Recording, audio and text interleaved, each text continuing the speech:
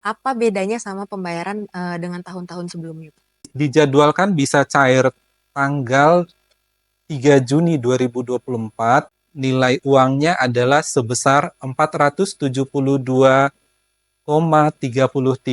miliar rupiah. Upaya pemerintah untuk terus menggerakkan perputaran ekonomi masyarakat yang diberikan sebagai bantuan pemerintah kepada seluruh aparatur negara untuk mendukung biaya pendidikan.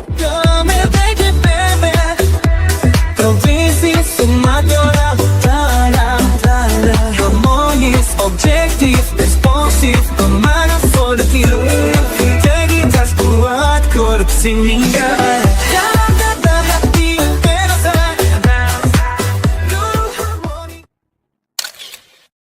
Arasiteng tengen ari turang, arasiteng tengen. Arasiteng tengen ari turang, arasiteng tengen. Beras pagi ku bandar bau turang sari hamba, sinuan buru turang.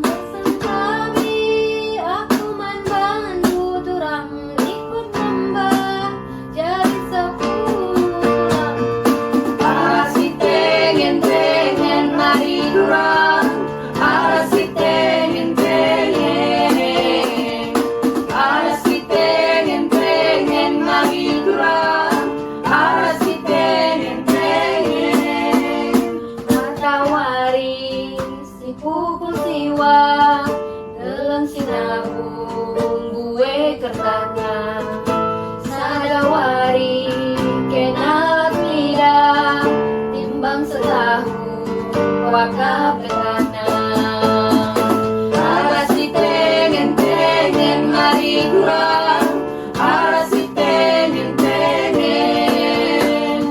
arasi tengen mari kurang arasi tengen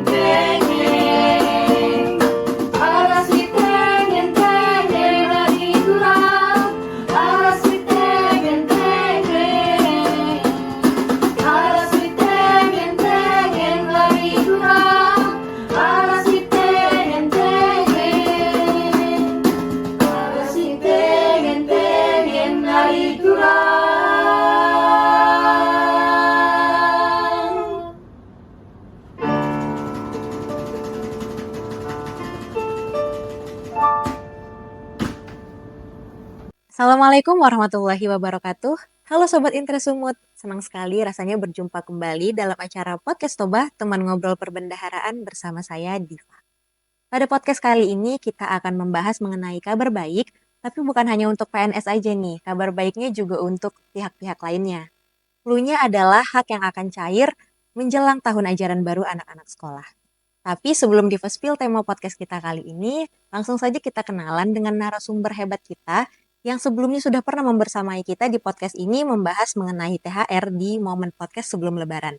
Tanpa banyak basa-basi lagi, ini dia Bapak Sam Febri Marihot Simbolon, Kepala Bidang PPA 1 Kanwil DJPB Provinsi Sumatera Utara. Halo Pak Sam, jumpa lagi nih sama Diva. Semoga nggak bosan ya Pak ketemu Diva terus ya Pak. Halo juga Diva, nggak bosan dong ketemu sama Diva. Nah gimana nih Pak kabar Bapak hari ini? Puji Tuhan, kabar saya baik. Diva gimana kabarnya? Alhamdulillah Diva juga baik.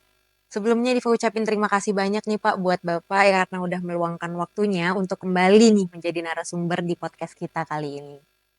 Nah, seperti tadi yang udah saya spill nih, hari ini kita akan membahas topik yang berkaitan dengan pencairan hak pegawai nih Pak. Salah satu hal yang tentunya juga ditunggu-tunggu oleh banyak orang. Biasanya momen pencairannya ini memang terjadwal nih Pak, mendekati masa-masa liburan atau menjelang anak-anak masuk sekolah di tahun ajaran baru. Makanya pencairan ini juga pastinya diharapkan dan dinanti banget nih bagi ayah bunda semua ya kan Pak. Nah, sepertinya udah ketebak nih sama Sobat Intresumut semua. Nah, kira-kira apa nih topik kita kali ini? Kalau tadi udah ada clue-clue mendekati masuk ajaran baru anak sekolah, mendekati liburan, udah bisa ketebak belum nih tema podcast kita kali ini? Nah, benar sekali. Topik podcast kita kali ini adalah tentang pembayaran gaji ke-13 tahun 2024. Dan tentunya narasumber kita kali ini sudah sangat pas untuk menyampaikan segala informasi terkait pembayaran gaji ke-13 karena pengalamannya dalam mengawal pencairan dana APBN udah nggak perlu diraguin lagi nih. Langsung saja mungkin saya ingin tanyakan dulu nih ya Pak, sebenarnya gaji 13 ini definisinya apa sih Pak? Barangkali ada pendengar podcast kita yang masih awam dengan istilah tersebut. Baik, terima kasih Mbak Diva. Kalau beberapa periode yang lalu tema kita adalah tentang pembayaran THR ya. Kita ketemu kemarin sama Mbak Diva membahas seluk-beluk tentang THR. Kali ini kita akan membahas tentang gaji ke-13 tadi.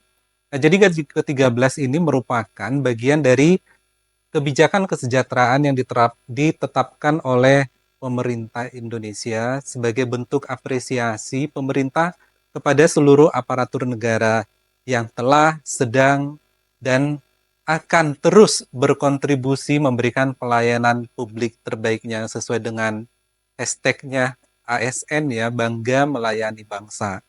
Dan ini juga sebagai upaya pemerintah untuk terus menggerakkan perputaran ekonomi masyarakat yang diberikan sebagai bantuan pemerintah kepada seluruh aparatur negara untuk mendukung biaya pendidikan.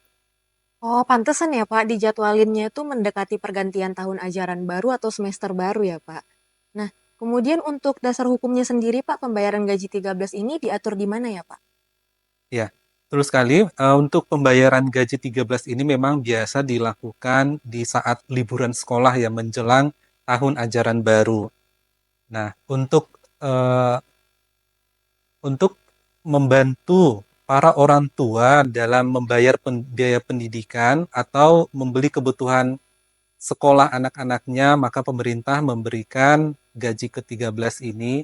Dan selain untuk meringankan para ASN untuk membantu kebutuhan sekolah anaknya, juga akan meningkatkan roda perekonomian dan diharapkan nanti akan memberikan multiplier effect ya untuk menjaga stabilitas ekonomi. Seperti itu Mbak Diva.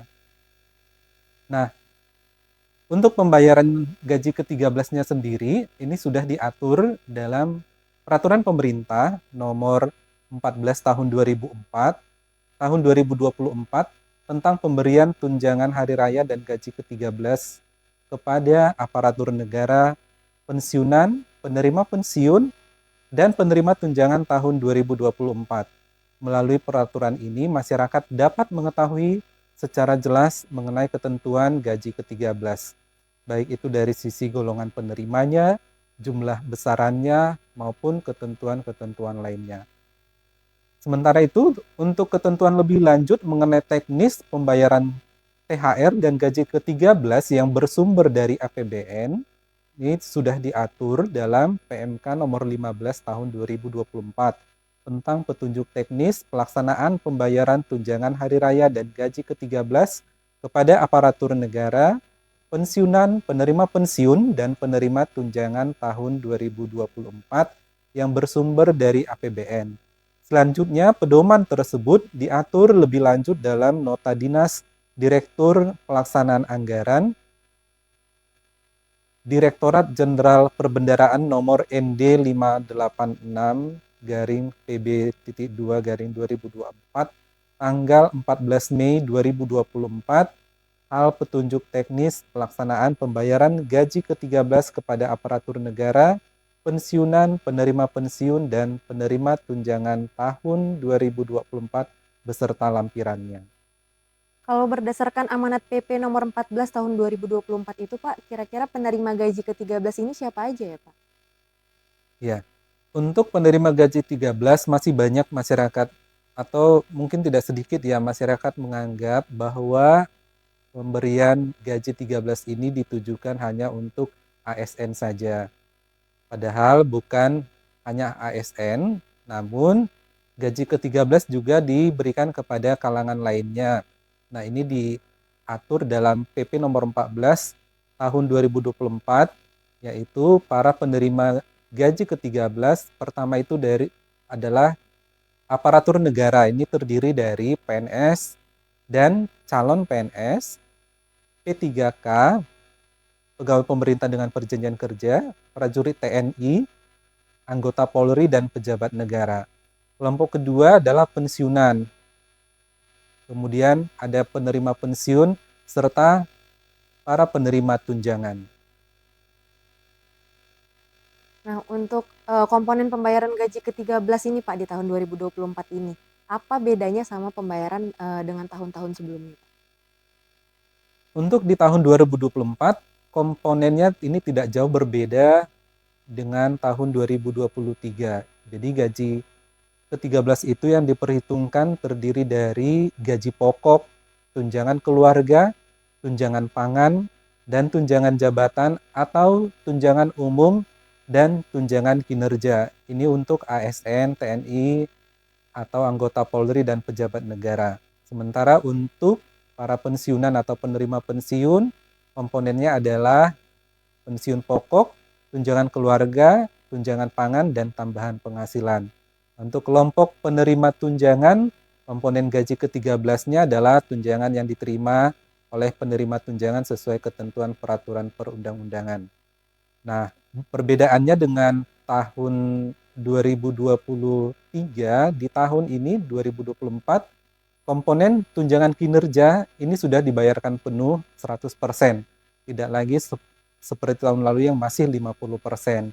Kemudian yang perlu diingat kembali adalah bahwa pemberian tunjangan atau gaji ke-13 ini tidak dikenakan potongan sama sekali seperti iuran atau kredit dan potongan sejenis lainnya. Hanya mungkin akan ada potongan pajak penghasilan yang dikenakan sesuai ketentuan peraturan perundang-undangan. Dan itu ditanggung pemerintah. Wah, kabar sangat yang menyenangkan nih ya bagi Sobat Interest kita semua. Nah, saya tahu nih dari awal pasti Sobat Interest udah pada nanyain nih, kira-kira kapan sih sebenarnya gaji ke-13 ini cair? Nah, tanpa basa-basi lagi langsung kita konfirmasi ke ahlinya. Gimana nih Pak, sebenarnya kapan sih Pak ke pencairan gaji ke-13 ini dan besaran yang dibayarkan serta mekanisme pembayarannya seperti apa Pak?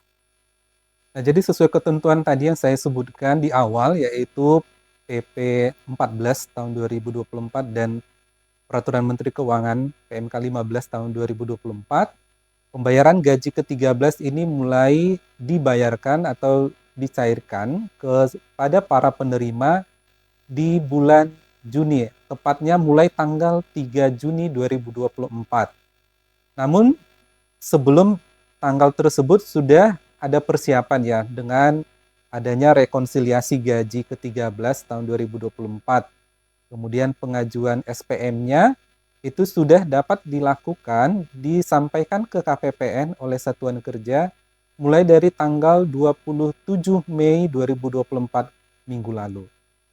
Jadi walaupun nanti dijadwalkan bisa cair tanggal 3 Juni 2024, tetapi kemungkinan ada beberapa penerima yang belum mendapatkannya langsung saat itu. Nah, ini tetap bisa dibayarkan ya, bulan Juni maupun bulan-bulan selanjutnya.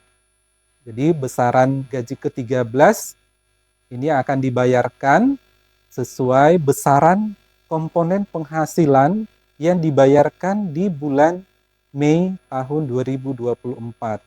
Jadi dasar besarannya itu yang kita terima di gaji ke-13 bulan Juni ini adalah sesuai dengan besaran penghasilan yang kita terima di bulan Mei 2024.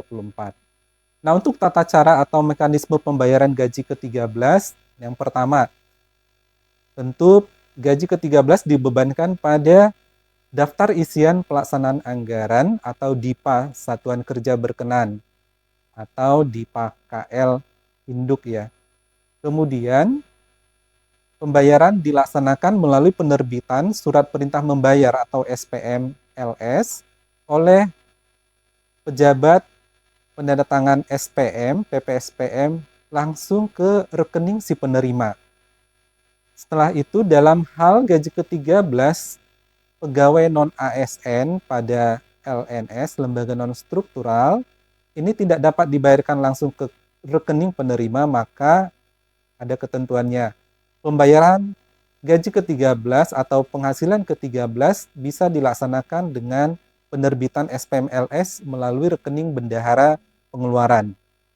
Kemudian nanti si bendahara pengeluaran melakukan pembayaran penghasilan ke-13 tersebut ke si penerima. Jika ada setoran, jika ada sisa dana pembayaran penghasilan ke-13, maka sisa tersebut harus disetor oleh bendahara pengeluaran ke kas negara. Penyetoran ke kas negara dilakukan secara terpisah atau tersendiri untuk sisa dana gaji ke-13. Kemudian untuk SPM gaji ke-13, pembuatannya itu dibuat tersendiri, terpisah dari SPM gaji, tunjangan atau penghasilan bulanan. Terkait tata cara pembuatan SPM gaji ke-13 tahun 2024 pada aplikasi Sakti, petugas Satker dapat berpedoman pada nota dinas Direktur Pelaksanaan Anggaran Ditjen Perbendaharaan nomor ND 586 tadi yang sudah saya sebutkan tanggal 14 Mei 2024. Untuk gaji ke-13 pensiunan, penerima pensiun dan penerima tunjangan paling cepat diterbitkan tanggal 3 Juni 2024 dengan rekening tujuan PT Taspen dan atau PT Asabri. Kemudian nanti dari rekening PT Taspen dan Asabri tersebut akan didistribusikan ke rekening pensiunan penerima pensiun dan penerima tunjangan paling cepat tanggal 3 Juni 2024. Untuk pemberian gaji 13 bagi lingkungan pemerintah daerah, ini wajib memperhatikan kemampuan fiskal daerahnya masing-masing. Nah, luar biasa sekali nih informasi dari Pak Sem ya. Nah, pertanyaan terakhir nih Pak, gimana progres pencairan gaji 13 di lingkup Sumatera Utara sampai dengan hari ini? Baik, hari ini tanggal 7 Juni 2024 sampai tadi pukul 14.00 ya.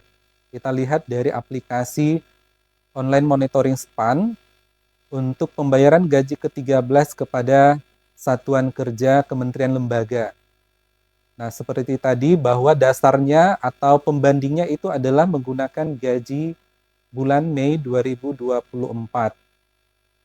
Di gaji bulan Mei itu jumlah satker kita totalnya adalah 715 yang ada membayar belanja pegawai dengan jumlah penerima 86.204 dengan jumlah nilai uangnya adalah 485,97 miliar.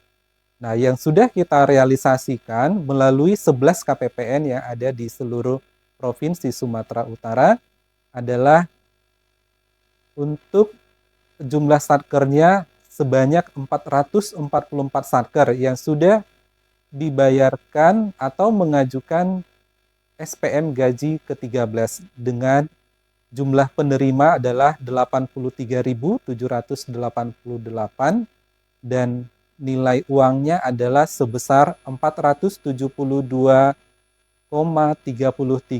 miliar rupiah. Jadi kalau dipresentasikan dengan gaji bulan Mei, maka gaji 13 yang sudah disalurkan oleh KPPN sebanyak 62,10%. Berarti masih ada sekitar 37,9% lagi yang belum disalurkan atau satkernya belum mengajukan SPM gaji 13 ke KPPN. Sementara berdasarkan informasi dari Pemda, kita di Provinsi Sumatera Utara ada 34 pemerintah daerah, provinsi dan kabupaten kota. Ini data yang kita peroleh pembayaran gaji 13-nya di lingkup Pemda ditujukan kepada 159.087 pegawai atau penerima dengan total nilai 796,67 miliar rupiah. Begitu data yang kita dapatkan hingga pukul 14 siang tadi. Luar biasa sekali informasinya. Udah komplit banget nih pokoknya informasi dari Pak Sem ya. Kita jadi tahu nih apa itu gaji ke-13, siapa saja penerimanya, besarannya berapa, mekanisme pencairannya gimana. Semuanya sudah dijelaskan secara runtut oleh Pak Sem sampai dengan progres pencairannya sampai hari ini. Nah, mungkin sebelum menutup podcast kita kali ini, apakah ada closing statement dari Pak Sem? Baik, terima kasih Mbak Diva kesempatan baik ini. Jadi untuk kita para insan perbendaharaan ya, atau lebih ngetopnya Indonesian Treasury ya, di jajaran Dirjen Perbendaharaan, kemudian para pejabat perbendaharaan di lingkungan Satker, serta pengelola keuangan di lingkup Pemda, mari kita bersama-sama mengawal pembayaran gaji ke-13 ini agar proses pembayaran gaji 13 dapat terlaksana secara transparan, akuntabel, dan berdaya guna. Jangan pernah lelah untuk memberikan pelayanan terbaik kepada stakeholder kita dalam hal pencairan gaji 13 agar penyaluran gaji 13 ini dapat berjalan lancar tanpa hambatan serta diterima oleh seluruh pihak yang berhak menerima sehingga manfaatnya dapat segera dirasakan. Ngomong-ngomong, Diva sudah menerima gaji 13 belum? Alhamdulillah sudah nih Sudah Pak, ya. udah masuk ke rekening kita nih Pak. Ya. Walaupun belum punya anak ya, untuk biaya pendidikan tetap dibayar Tetap dia. Pak. Ya, dan saya terutama juga sangat merasakan manfaatnya membantu biaya pendidikan anak. Amin. Semoga doa-doa yang disampaikan oleh Pak Sem tadi dapat terkabul untuk kita semua dan gaji ke-13 ini juga bisa bermanfaat bagi kita semua yang menerimanya. Demikian Sobat Intrasumut, telah kita simak bersama obrolan mengenai pembayaran gaji ke-13 tahun 2024. Semoga informasi tadi dapat bermanfaat bagi Sobat Intrasumut sekalian. Akhir kata, saya Diva dan seluruh tim yang bertugas pamit undur diri. Tetap semangat dan sampai jumpa di podcast Toba berikutnya. Wassalamualaikum warahmatullahi wabarakatuh. Is objective, responsive, pemanas for the field. Jadi tas buat korupsi